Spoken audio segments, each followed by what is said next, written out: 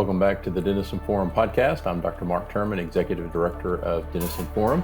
Thank you for being a part of this conversation. The Denison Forum exists to create a movement of culture-changing Christians. We do that by providing transforming content, hopefully like you're going to experience in today's conversation and through other resources that you can find at denisonforum.org. Today, we're having another conversation about faith and culture and about how God is moving in our midst. May is Mental Health Month, and we're going to be talking about mental health issues, faith, and how the church is engaged and involved in being a part of that journey and that story. As a part of Mental Health Month, you may know that we're concerned in many ways about the rising tide of suicide and suicide attempts in our culture. Let me remind you that not only are there resources locally and through your church and through your pastors, but also through the suicide hotline. 988 is the simple number to use if you or someone else is struggling with depression and with other kinds of struggles, and you're having thoughts of self-harm. 988 is the number to use. Today, we're going to be talking with Chris Legg. Chris is both a pastor and licensed professional counselor. He serves at South Spring Baptist Church in East Texas. And we're going to be talking with him today about many issues revolving around mental health through not only his work as a pastor and a minister, but also as a counselor. We look forward to the conversation. Thanks for joining us. We hope that it's useful to you and that you'll share it with others as well. Welcome to the Denison Forum podcast. I'm Dr. Mark Turman, and we're sitting down today with Pastor Chris Legg, who is not only a pastor of South Spring Baptist Church in East Texas, where I'm from, but is also a licensed professional counselor. Chris, welcome to the podcast. It's great to be here. Thanks, man. That's going to be great. Chris, give us a little bit of your formal background. How long have you been serving in ministry? How long have you been practicing as a counselor? And tell us a little bit about how those two worlds have come about together. Yeah. Well, the quick version, after getting my master's in marriage and family counseling and another one in religious education from Southwestern, that's now been closing in on 30 years ago. It's been 25 plus years. And so I've been doing counseling for about 25 plus years as well. And then being early 50s, my first student ministry job was when I was 19. So we can do the math there as well, over 30 years now, which is ridiculous to think. But it's been great. And then a few years ago, 11 years ago, a local church, I was doing full-time private practice work here, and a church came. I did some interim work for another church in town, but when they were waiting to get their pastor and preached, and another church came to me in that time and said, we would like for you to apply, and that's to be our pastor. And so that's kind of the quick version of how I got to be at South Spring. And I own and operate Aletheia Family Counseling Center here in Tyler, Texas, and have several counselors as well. And I get to walk the modern day tightrope of professional counseling and at the same time being a minister and a Christian. So that carries with its own challenges. Yeah. And under the banner of full disclosure, Chris is also a father. And tell us a little bit about your family. One of your kids, Mark, works on our staff with Denison Forum, and have had the joy over the last couple of years to develop a partnership and friendship with him. First of all, let me say extremely, extremely smart, quality, yes, great thinker. He's pursuing additional higher education in philosophy. Mark is an incredible thinker and has been on our podcast, writes for us some, but tell us a little bit about your family and brag on Mark if you want to. I brag on all of them, and it's easy. I've been married now about almost 30 years, and our eldest is Mark, and he was our rebellious one. He would wear suits to church and things like that when the rest of us, including the pastor, was wearing jeans and chacos. He was wearing a suit, but that was his idea of rebellion. He's extraordinary and always has been. He's heading off to Scotland allegedly. That's the plan, Lord willing. not allegedly, Right. Lord willing is what I mean there. And and to work on his master's in philosophy. And then I have 4 others, a daughter who's working on her degree in Spanish and music. And then I have a 17-year-old as of 4 days ago. He turned 17, and awesome leader in the youth group and among his friends. And I have a 12-year-old son who is into everything. That's kind of his deal right now. If it's interesting to him, that's what he's into. And then I also have a 10-year-old daughter. And so it's been an amazing adventure. Obviously, parenting always is. I have an extraordinary wife. We talked about the other day that the number one predictor for whether someone visits our church and stays is whether they meet my wife the first Sunday that they visit. And if they do, they're staying. They're not going anywhere. Right. She's extraordinary. Her gift of hospitality and shepherding is it's off the charts. So yeah, Awesome. I have a great life out here. It's such a blessing.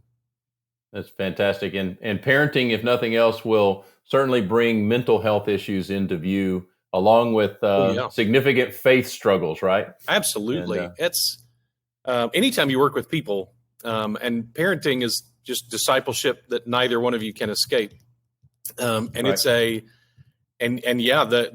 family is where the greatest things about us and the ugliest things about us are usually pretty exposed, and which is great. That's part of how we grow up. Right. And I think community and relationships, God gave us those. It's always been intriguing to me, Mark, that when God is the one who realizes that it's not good that Adam's alone, God's immediate solution to that isn't, you know what, we've been walking around in the cool of the evening, we better start hanging out in the cool of the morning too.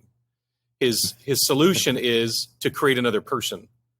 Right. And so I think sometimes we can overdo yes, of course, as believers, all we need is Christ.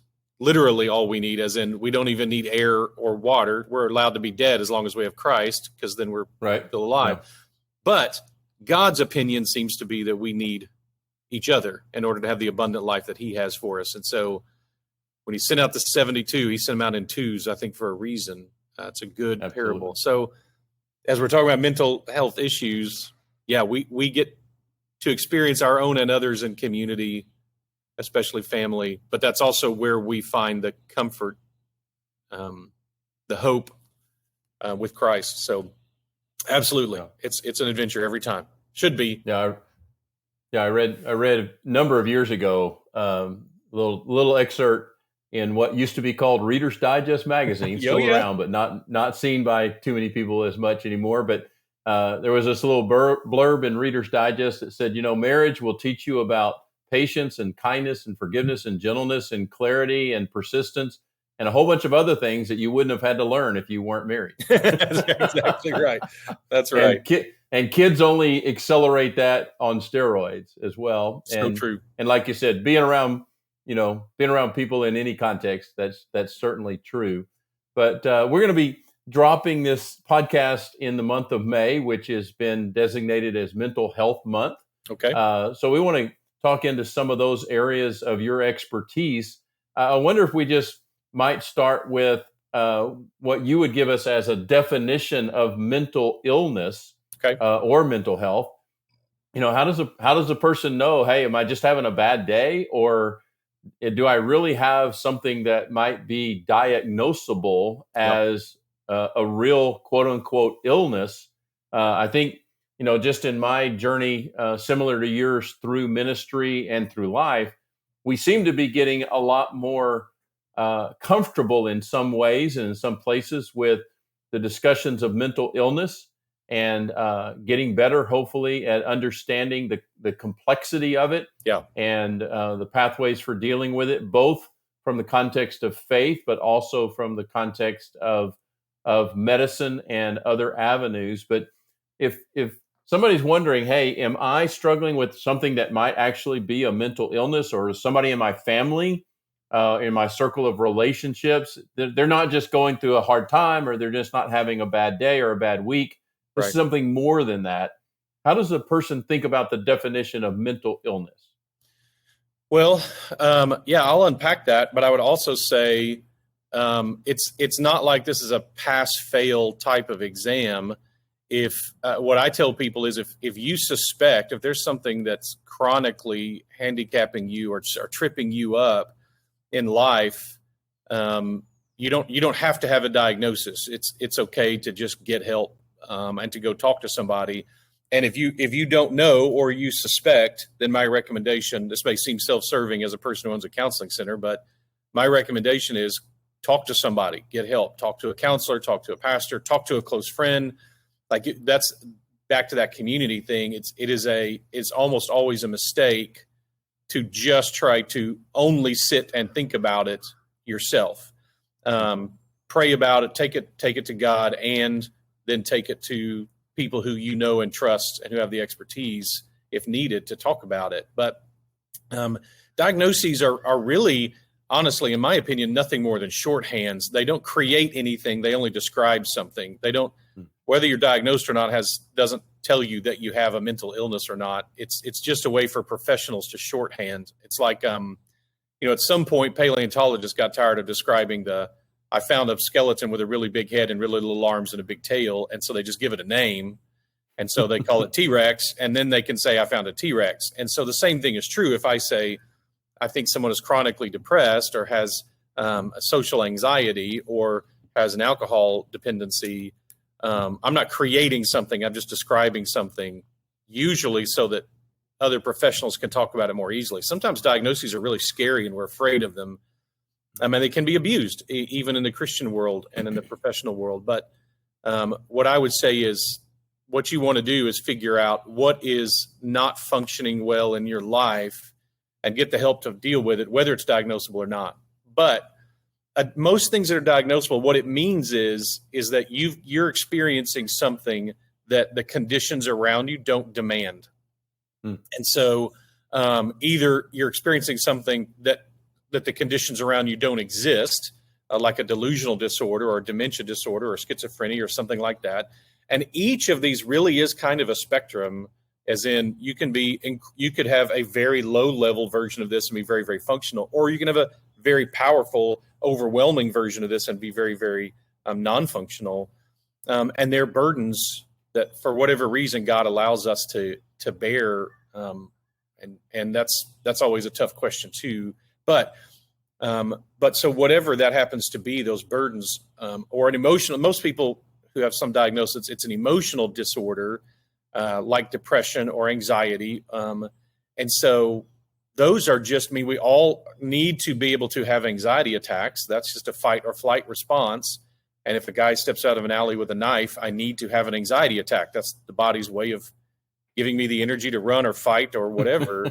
The Right. problem is if I'm having an anxiety attack when I'm trying to sit in church or walk through the mall, and now there's no threat, there's no actual threat. There may be a psychological threat, but there's no actual physical threat, and yet my body's responding as though there is. And so that's when it counts as a disorder, is when you're experiencing something that there might be a proper place for it, but it's not functional for you. And so anyway, and I think this is what you were saying a minute ago. I think the church has done a better job in the last few years of waking up to the truth of mental illness. I think for a long time, and there's a swing of the pendulum, and for a long time it was, you just need to buck it up and put one foot in front of the other. There's nothing wrong with you. Just get up and, plow the field. Right. It was just a character flaw. If you were in combat and you curled up in a ball when the explosion started, you were just a coward. It was very easy, just a character flaw. Or Right. It was a faith issue. Is still a problem in some denominations, that they will say, well, if you had enough faith, you wouldn't have these emotions or whatever. I think we have to be careful that we don't swing all the way to the other end and say they're only medical, they're only brain chemistry. I think that the human person is like Play-Doh, in that you take purple Play-Doh and yellow Play-Doh and you mix them together and you get this weird kind of brown, nasty Play-Doh, but you're never getting them apart again. And I think whatever we are, the material and the immaterial, are mixed and mashed like that. And I don't think Christians need to be the ones saying, oh, this is merely a spiritual issue, or this is merely an emotional issue, or this is merely a physical issue. It's a human issue. And I believe, so you treat all areas. Medicine can be appropriate, and therapy can be appropriate, and character development can be appropriate, and being anointed with oil and having the elders pray over can be appropriate. And all of that is working towards the same thing. Right. And all of them are usually needed in almost every person's story. That's right. I love what you said about, no matter whether or not you can name it and ascribe, a certain number of symptoms to it or whatever, if it's particularly hindering your life and your joy and your ability to function well within an overall picture of life, then it's not a sign of weakness. It's a sign of wisdom to go and get help. And just, yes. And as somebody said, you can either make all your own mistakes, or you can learn from the mistakes of others. Smart people learn from their mistakes. Wise people learn from the mistakes of others, and don't take too much of their time to make all the mistakes on their own. But can you talk a little bit about that subset of what is, at least in my experience, sometimes historically been called clinical illness or clinical depression, that we are growing, at least on the medical side of things, which is, again, a part, but not the whole of this reality in this adventure that we're on.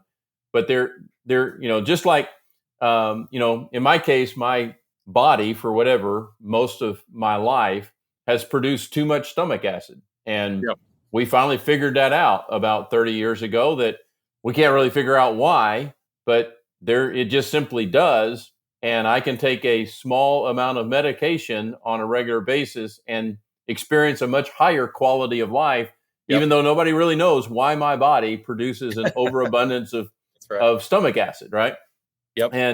And what we're finding is that there are some real realities that we can say, there are just some blood chemistry things that we can identify that are not right or lacking. And I remember years ago, the theologian Leonard Sweet saying, I finally had to come to a realization that God's will for my life was in this small pill that I needed to take every day so that my brain was working better. Speak a little bit to that side of it. That's great. So the community side is one that often professionals and Christians feel bad about. And sometimes you even hear it taught badly. Like I literally heard someone teach that, the Bible says we're like sheep and go astray. And then they took that phrase, we're like sheep, and taught a whole week on here's all the ways we're like sheep, which is clearly not a very good Bible hermeneutic. But and one of them was that sheep can't help each other up, and therefore humans shouldn't go to other humans to help them up. They should only go to God. Oh, wow. Well, that's a terrible teaching. I mean, that's just, not only is it a terrible Bible teaching, human hermeneutic, but it's not accurate. The Bible, plans fail because you don't have a multitude of counselors, and that's lives fail the same way. And so anyway, the medical side, it's intriguing because one of our foundational doctrines of Christianity is that we are frail creatures of dust, is that we are broken creatures in a broken and fallen world. It doesn't make a lot of sense that somehow we would magically not have any of the symptoms of the fallenness and brokenness, including inborn ones or biochemical ones. And I think that's part of the issue. Is I like the analogy of the, although I'm sorry to hear about the stomach acid issue. That does not sound fun. But at the same time, what a great example, because it's not visible to the people around you. Mm. And like mental illness, it's not, if someone's walking around missing an arm, you go out of your way to hold the door for them, to be extra kind or whatever. But when someone is equally being kind of, I don't know, crippled, if that's the right word, they're being hamstrung by a mental illness, we can't see it. Hmm. And so, but yeah, there is a medical side to this. That's not, that shouldn't be too surprising to us, that all of these go together, and there is totally a place for medication. And we're probably in a little bit of a pendulum swing where we're trying to learn those things, and we don't know why, some people's brains. So all of us, if we get under the right feelings, you get a lot of pressure, you get a lot of stress, you're going to feel the temptation to kind of, lay in bed, curl up, lay in bed where you're safe and warm. And that's kind of the human version of curling up, hiding in a hole and licking our wounds like a wolf would. Right. Well, that's a good instinct sometimes. We need to pull away. We can't really handle any more stress. We're overwhelmed. One more thing is going to do us in. And so we need to close into where we're safest. Well, that's called depression. And it's clinical depression or it's dysfunctional depression if our life isn't actually that overwhelming, if we're not actually dealing with constant stressors and whatever. And all of us should go through phases of that. Clinical or chronic means it doesn't ever really go away. It's there seemingly all the time, or it's the fail-safe. Unless something really good happens in my life, I feel my baseline is low, depressed. And I'm constantly fighting the urge to just stay in bed. And you can think of this, we all have a certain amount of psychological energy every day that we have to spend on the world around us. Right.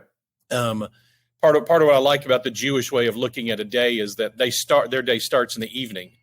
In the West, we think in terms of we crash in our beds after a long day, and they think of it as we get recharged at the first part of the day before the day begins is where we get our energy. It doesn't change the reality. It just is an interesting way of looking at it. Right. But so we have a certain amount of psychological energy every day, and we spend that on all the things that don't come naturally to us or whatever. Well, if you have a disorder, anxiety or depression, you may start with a lot less than your neighbor, or you may be having like attacks, TAX, on everything. That going to the store might cost 10 points of psychological energy, but for you, it costs 30 because you have chronic depression. And it just, how do you work up the energy? And that actually helps people when I'm helping families understand it is imagine if whatever it takes you to spend energy it spends to do something, it costs 3 times that much. And then you could imagine going, I just can't go to the store today. Yeah. You can imagine it under those conditions. That's what the other person is experiencing psychologically and why they need help, why they need friends, and why they might need to try different medications to see if any of those reduce some of those symptoms so they can live more according to who they are naturally outside of that, whatever that biochemical issue is that's going on. Right. And you're right in that we still don't fully understand these things. It's not at all. Some of the medications, we don't understand why they work. It's just reported that they do. Right.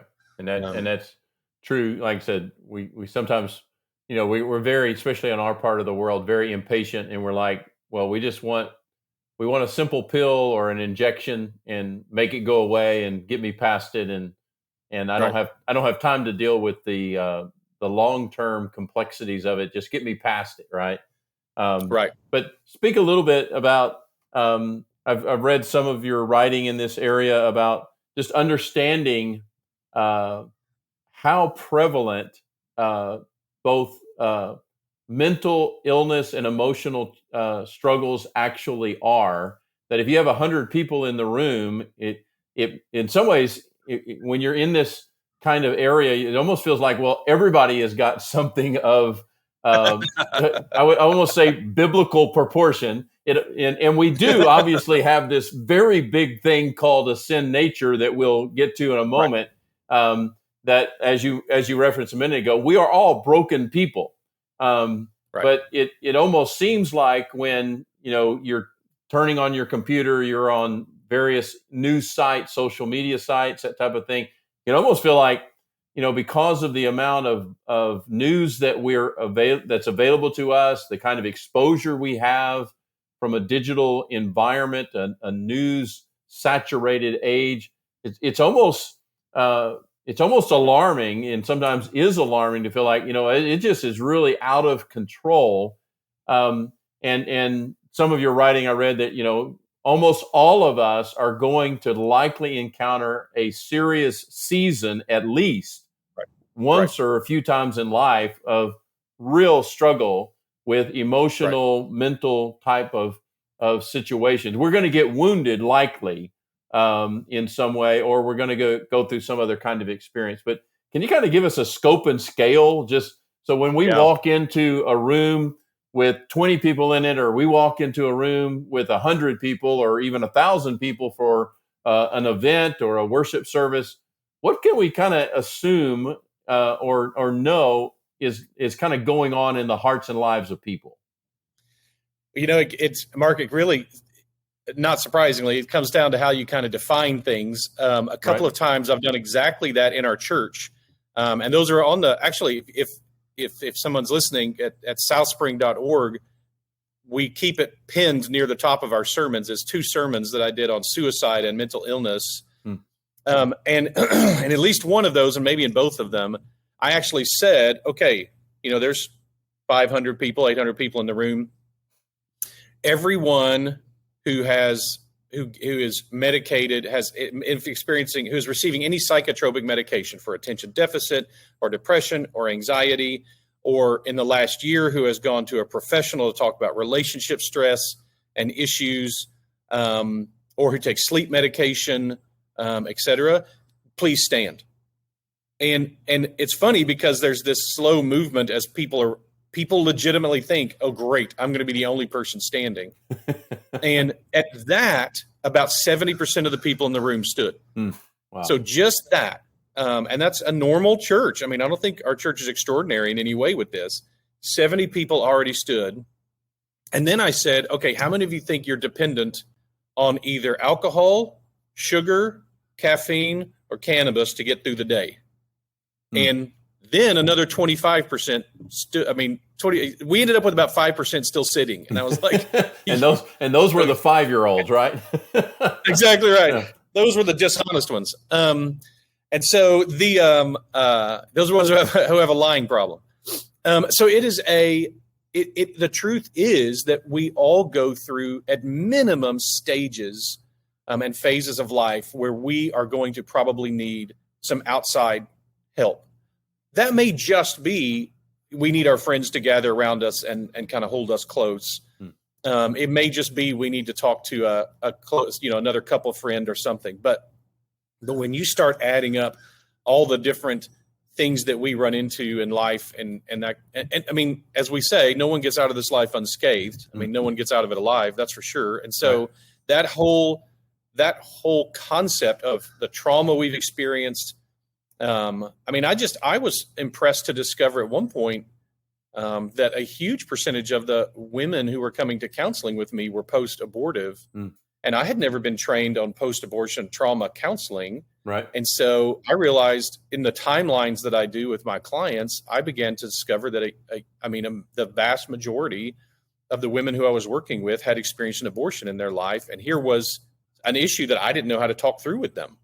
So I needed to go get special training. Well, I suspect a decent percentage of the people in our church, if you just add in what we know statistics of things like sexual trauma and physical abuse, I mean, that probably represents close to half our church alone, that they have faced some level of significant sexual or abuse trauma in their childhood. And that doesn't include the ones who've experienced other types of trauma. And those all we've all learned to survive them, good or bad. We've all developed psychological limps to get us through life. And sometimes those limps, they become, something that we learn to live with them. Sometimes they become unnecessary and we've forgotten how to walk well. And some good counseling or good pastoral help or just good friends, good community groups can really help us learn to shake off some of those scar tissues. That was actually the analogy. Another analogy was I had some back trouble, and I went to an orthopedic person who was digging through my back with her thumbs and elbows to find, where the damage was. And she found a muscle that apparently I had damaged in childhood very badly, and it was covered with scar tissue. Wow. And to quote her, she started breaking up. I don't know what that means, breaking up the scar tissue. And it was excruciating. And yet by the time she was done, my pain level went from about a 6 most days to a 2. But it took her finding that. And it was a damaged muscle that I don't remember when I damaged it. I don't have any memory of it. And yet psychologically, our bodies have some similar traits. Right. So I don't know if I answered the question well. That is yeah. Well, it just, one of the things that you and I know as pastors that the devil does is he tries to make you feel like you're the only one, and that there's a brokenness or a reality in you that is not common to other people, and that you're going to suffer in silence because there's nobody else like you, and you're broken in a way that's never been seen before and that can never be helped, and you need to withdraw as far as you can. Sometimes what I call the turtle effect is totally normal. Like you said, we go through a hard time. We have an illness or an injury, an accident. We suffer a great loss. We naturally want to withdraw into our shell for protection, and that's totally appropriate in many ways, and for usually for a season. But we also have to learn to do some things that are counterintuitive, to say, you know what, this may have been an initial right step, but it's not the permanent step that I should engage. And I have to learn, because of what I've been through, and because of my limitations as a human being, and because of my brokenness as a sinner, I sometimes have to learn to trust God and be counterintuitive.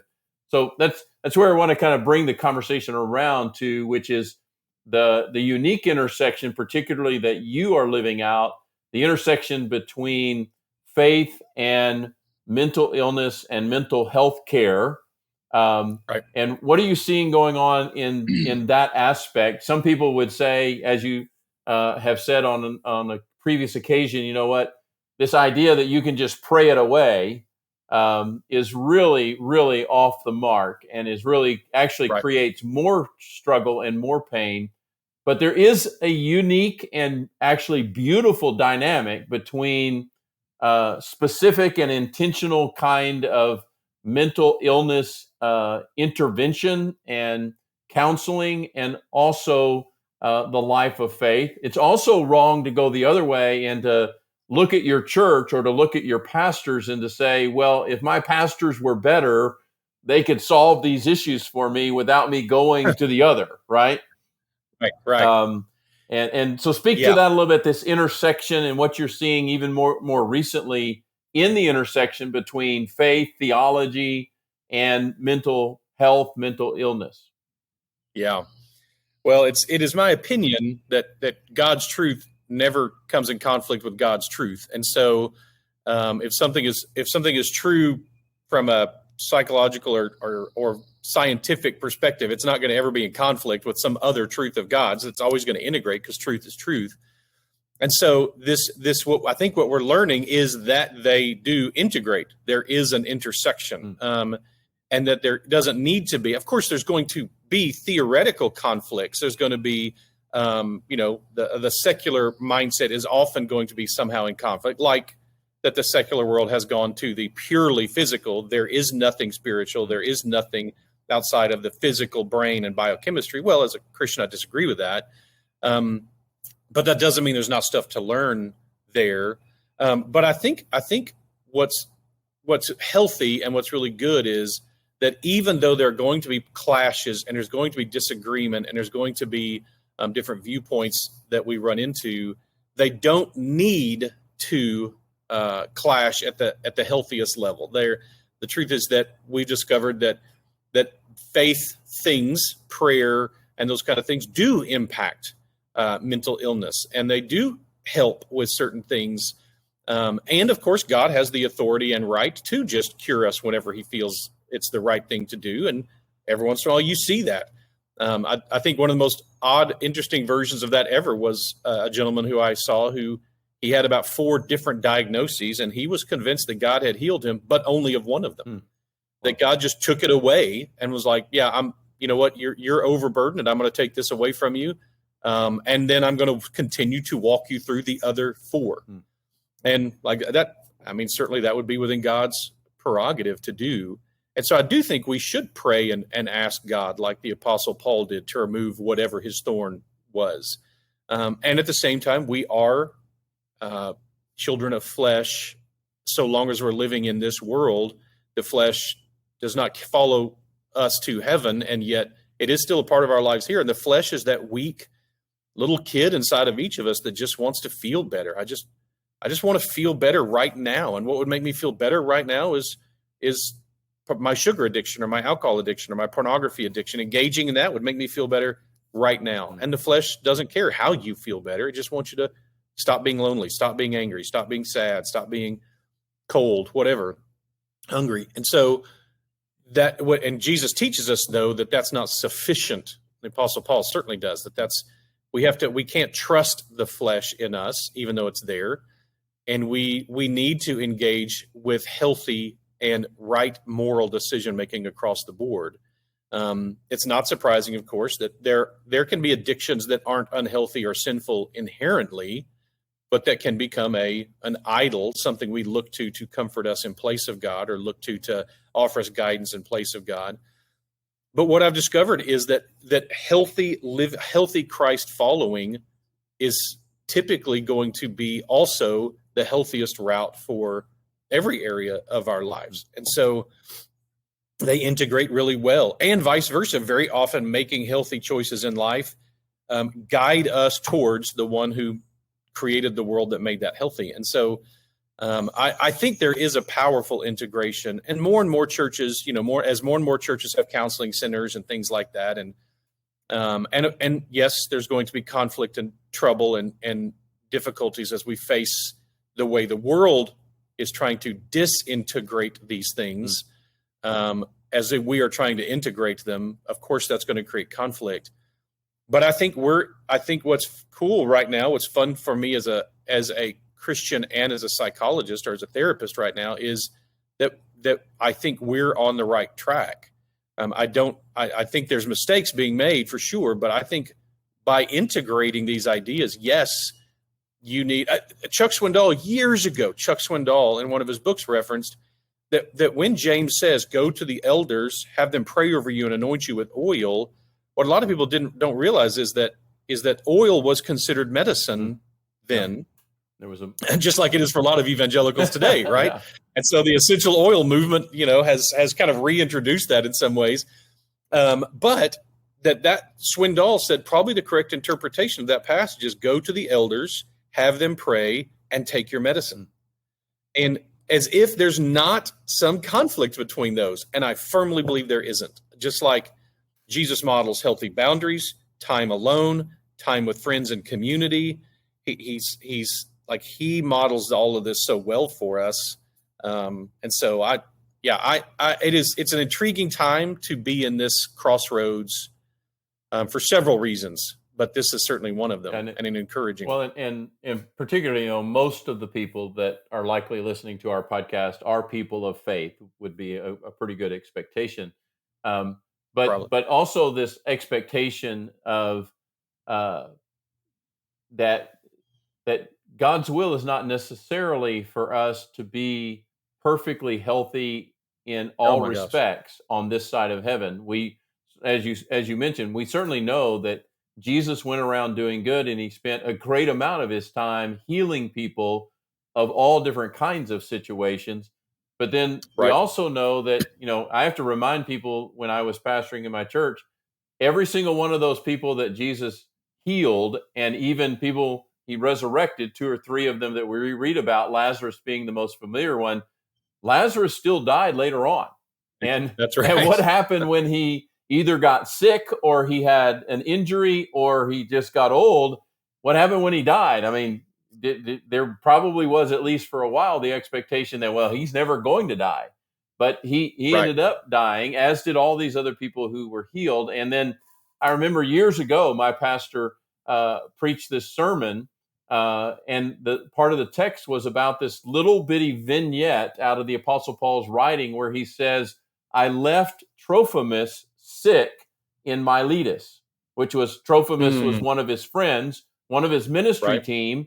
And Paul does this with various people. He says at one point, this other friend of mine almost died of a particular illness. But this interesting idea is that, sometimes in the plan and will and economy of God, and in just the limitations of our broken world, sometimes people, including Christians, do get sick, and that includes mental, emotional illnesses and challenges. Sometimes they stay sick for a long time, if not their whole life. I have a family member that is a type 1 juvenile diabetic and has been that way for 30 plus years. Pray for that to be healed. But also pray for them to take medicine and to get help in other ways. Talk a little bit about that idea of our expectation, particularly as believers. I heard another very prominent Christian talking about her own story recently, and she said, her husband, who had some really significant challenges from a wound in his childhood, she heard him say one time, you have to understand, some people have lives that are harder than others. And absolutely. And she didn't agree with that. She pushed back on that initially, but the more they talked about it, the more they thought about it. She's like, you know what? Some people do have lives that are just simply harder than others. That's just the reality. So talk a little bit about expectations. Wow. Well, I'm not a big fan of the term expectation, even in that it seems to imply that I have some kind of rights to expect certain things or to demand certain things. We usually either mean requirement, like I expect you to get your job done or to put up the dishes, or we mean a prediction. I'm expecting that you're not going to put up the dishes. Like we mean one of those two things. I think sometimes when we try to mix those, it can be confusing. And so I'm not I want things to be free gifts or requirements, not just some kind of hazy thing there. And I think that gets us in trouble when we say, I expect God to blank. And I think you need to trust his promises, or don't presume upon him. That if you say, listen, I expect that God's never going to let me be depressed or have dementia. Well, he's under no such obligation. My personal opinion is I think the actually word we use for depressed comes from some of David's Psalms, a Hebrew word that means pressed in. And so we that's what we feel is pressed in when we are depressed. And so I think that's right. You would love, and you have to ask Mark this story sometime, but Mark had some health issues when he was a young man and some kidney issues. And a sweet lady in the church wanted to come and pray over him. And she brought a friend with her from a different faith background. And the friend was like, I'm going to pray with him too. And like, great, we'll take it all. Like, we love it. And please. Yes. Well, she got there. She starts by asking Mark at 14, do you believe that God would never want you to suffer or hurt? And he said, well, no, I don't believe that. At 14, he's like, no, of course God might, that's part of discipline. That's part of life. That's part of whatever. And she's like, well, I don't know if you can be healed unless you believe that God would never want you to suffer, never, ever want you to suffer. And I'm like, I'm ready as dad to step in, but it turns out, it's Mark. I don't need, Mark said, but don't you feel like the Apostle Paul suffered and asked God to take that away? And God said, no. I mean, God just flat told Paul, no, I'm not taking away whatever this suffering thing is. My grace is sufficient. And this suffering teaches you to trust me. And Paul begs God for it. And God tells him no. And he's like, I think God reserves the right to allow and even bring about, either allow suffering or bring about discipline type of suffering in our lives. I mean, it sure felt like suffering when my soccer coach made me run wind sprints, but I appreciated it later in the game. So anyway, I think that's an error in thinking I think is a simplified version that we jump into. I think Jesus faced moments of loneliness. I mean, Jesus prayed that the cup would pass from him, and yet, so in a technical sense, Jesus prayed for something that didn't happen, and so even Jesus got a no on a prayer request. It's one he understood, but it was still something he was praying. He had to pray through as well, and I think for us to think, oh, because I'm a Christian, I won't face these challenges, I think is a mistake. I don't think it's biblical at all, and in fact. I've had clients over the years who they carry burdens I'm not sure I could carry. Right. Yeah. In fact, I've known several who I'm pretty sure I could not. And it's amazing to me the strength. And anyone who sees them from the outside would go, wow, they sure aren't walking fast or getting very far in life. And my thought is, yeah, if I had to haul what they have to haul, I wouldn't get very far either. I mean, the burdens they carry are massive. And I pray for them. Sometimes daily, and I sit and talk, and we create strategies. And but for whatever reason, God has not ordained them to be healed of this, or to take away those burdens and give them different ones. And I don't pretend to understand why, and I'll keep asking, and I'll keep walking with them as long as I can. But I think I just don't see any good biblical evidence. I know there's a verse you can pull here or there, and you can say, by his stripes we're healed. And I think if you kind of twist that passage, you can try to make it mean, therefore we should never be sick. I just don't think we have any examples of anyone like that in the entire Bible, Christ included. Right. And so I just think I think God's solutions for us aren't to take away all the storms and pain and difficulty. He's not a helicopter mom or a lawnmower dad trying to make everything easy for us. He wants us to rely on him, depend on him, and to turn to his provision of one another, and the good things he brings about in life for us to walk in faith like that. Right. And to even, it's really just astounding even to somewhat contemplate, right? Especially in the life of Christ. Had a conversation with my wife just about this in the last couple of weeks of, I wonder if Jesus ever had a stomach ache. Did he ever get a stomach virus or an allergy attack or a migraine headache or, Yes.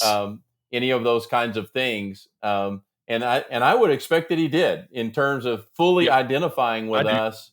Absolutely. That he did experience those things, and how those things challenge your thinking and your perspective in other ways. I think that's one of the glories of what it means for Jesus to have fully identified himself with us in every way, except in the decision to sin. Right. He was sinless, not flawless. There you go. Yeah. He took him. Sometimes he stubbed his toe. He may have missed a question on a math test. He was experiencing life as a human, and that's vital. Which even, that one thought is worth, maybe about 3 days worth of pondering of what does it mean for Jesus to be sinless but not flawless, to twist his ankle because he wasn't paying attention where he was walking like he should have been or something. To be so exhausted that he slept in a storm on the Galilee.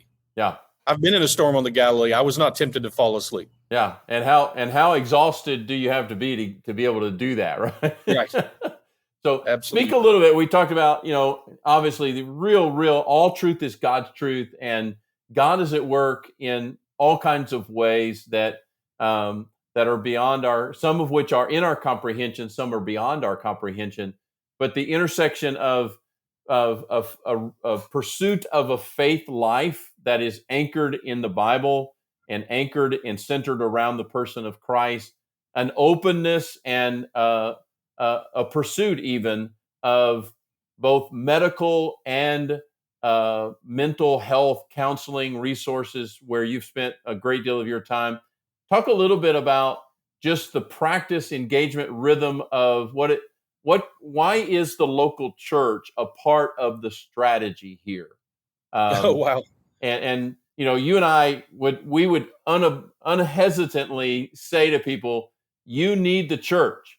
Yes. I like quoting my pastor. My pastor said, sometimes we might really be able to say that more help mentally and emotionally and spiritually happens over two people having coffee together who trust each other than happens in a counseling office all day long, right?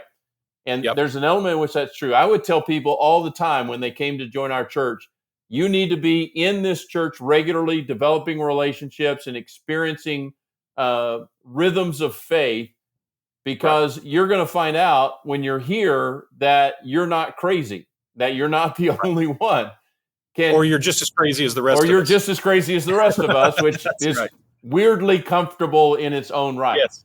But from that angle, as we have a few minutes before we close here, just that angle about how to think about a local church and the rhythms of faith and the realities that come through simple human fellowship that hopefully can be facilitated in any local church or most local churches.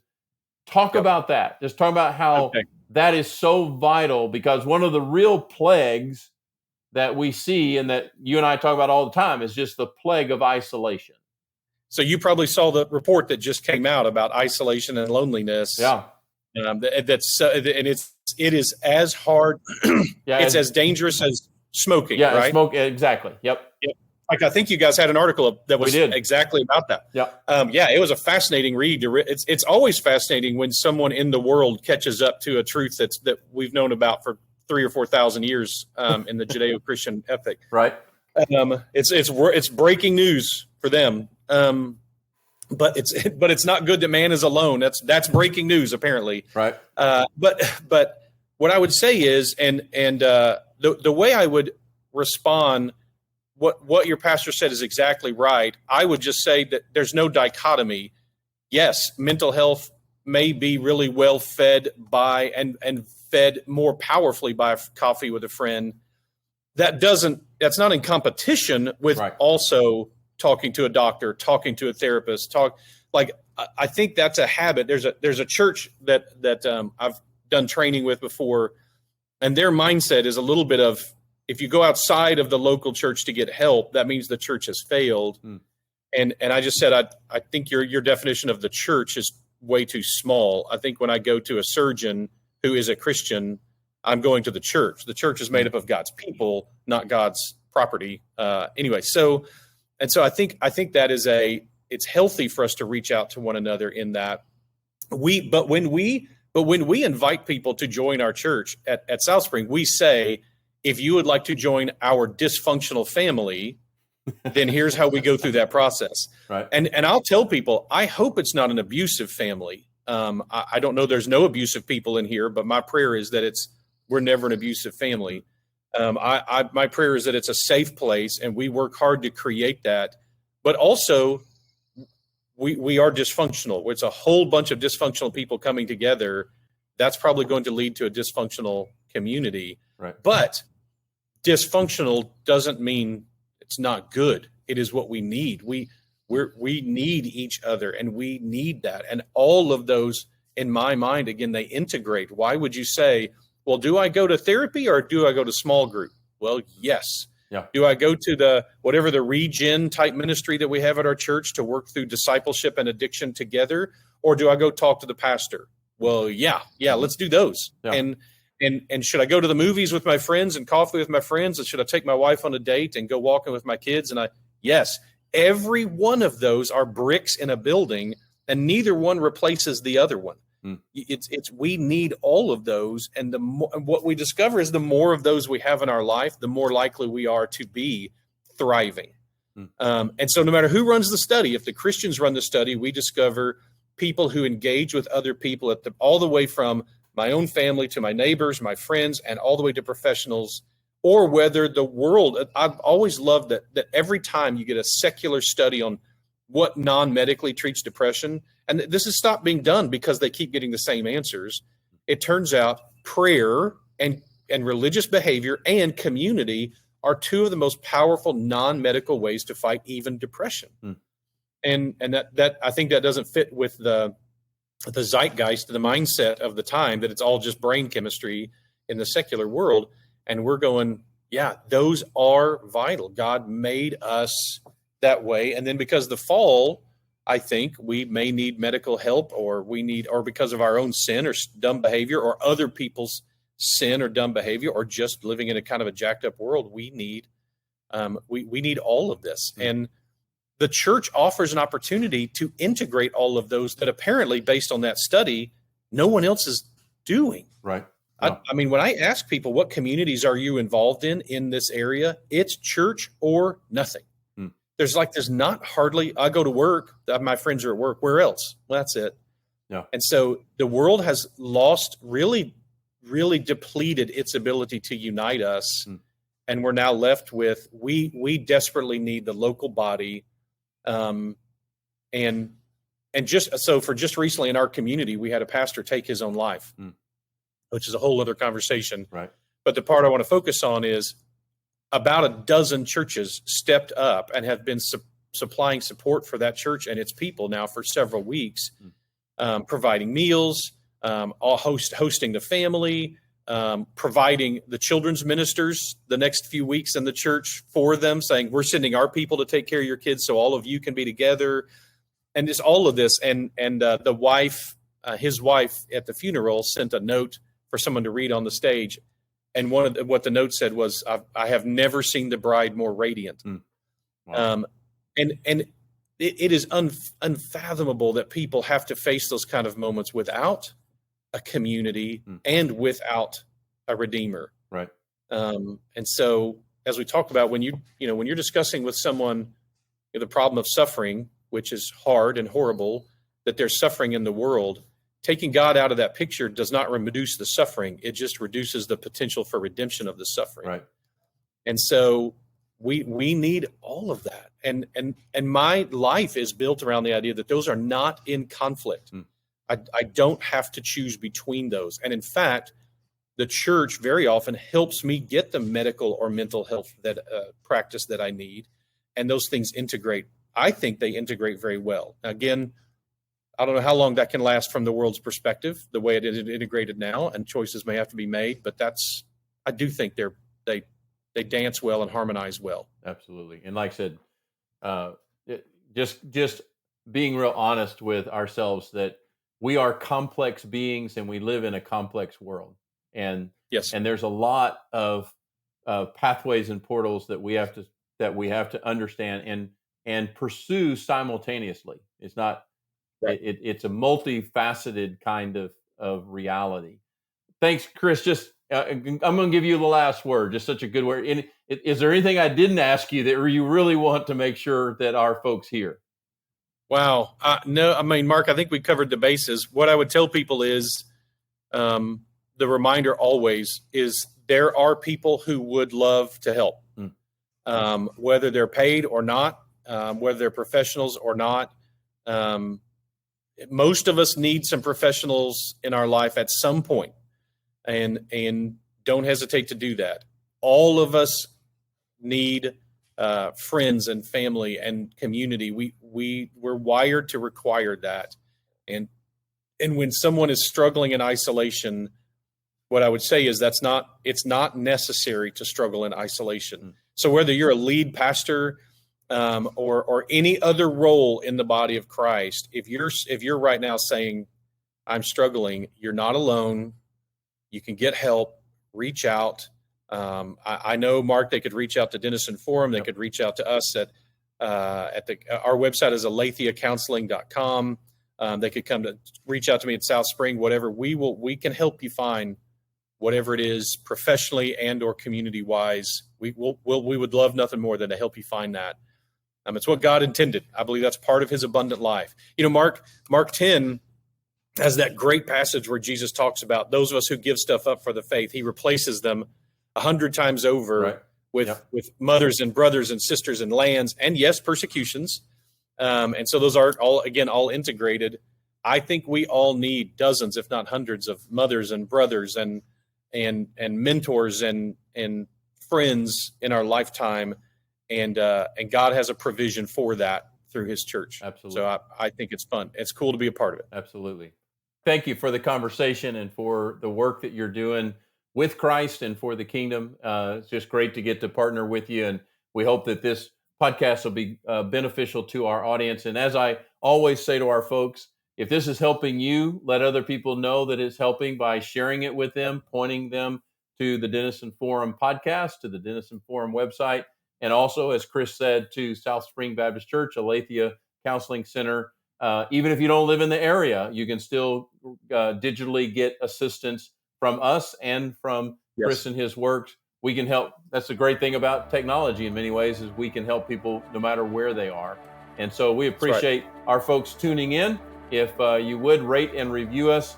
And as I said at the beginning in the introduction to this podcast, if you or you know someone who is really struggling and even thinking of self-harm, the last thing we would want to remind them, reach out to your church, reach out to others, and there's always a national hotline. 988 is now the new number that you can use if you or someone you know is struggling with self-harm ideas.